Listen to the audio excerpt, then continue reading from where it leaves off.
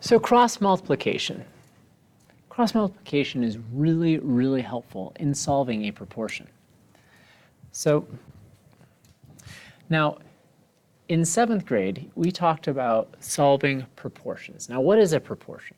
A proportion are two equivalent ratios. For example, 1/2 is equal to x over 4. Well, what is x? You can say it out loud. 2. Well, how do you know that? Well, you know that because what did you multiply 2 by to get 4? Well, you multiplied it by 2. Or, so that's using the scale factor method. Or you could say, what did I multiply 1 by to get 2? 2. Or going backwards, what did you multiply 2 by to get 1? 1/2. So what is 1/2 of 4? 2.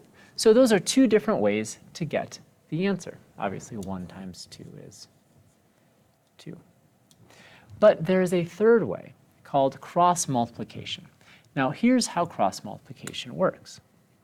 We are going to multiply the denominator on the left side by the numerator on the right. 2 times x. At the same time, we're going to multiply 1 by 4. And wouldn't you know that these two expressions are equal? So we can use our normal solving linear equations, train tracks, to solve this problem. So there's our train track. 2 times x is just 2x is equal to 1 times 4, which is 4. Well, what's the opposite of multiplying x by 2? By 2. So divide by 2, divide by 2, and we get x is equal to 2. So all of these ways get to the same answer. Clearly, these ways up here were a lot easier than this way. But that's not always going to be the case. For example, let's say we had, I don't know, x over 4 is equal to 9 over x. Well, can we say what we multiplied 4 by to get x, or x to get 9? The answer is no, because we don't know what they are. They have to be the same thing. They do need to be the same thing, that's right.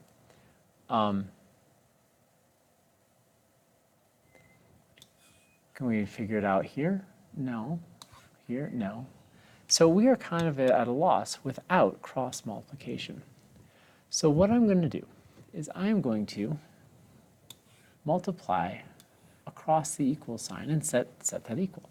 So what is x times x? X times x, so if you multiply something by itself, it is squared.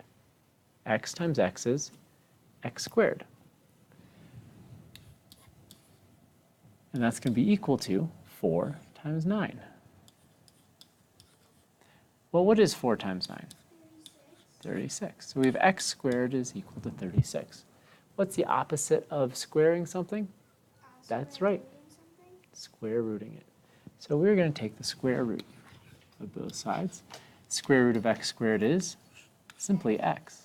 Square root of 36 is, and so x is equal to 6. So in other words, 6 over 4 is equal to 9 over 6. Well, yeah, because this can be reduced to 3 over 2. This can be reduced to 3 over 2. So we have a winner. It works. Now, when we are looking at cross multiplication, we can also have algebraic expressions that give us much more complicated problems, which I won't do now. But that is cross multiplication in a nutshell.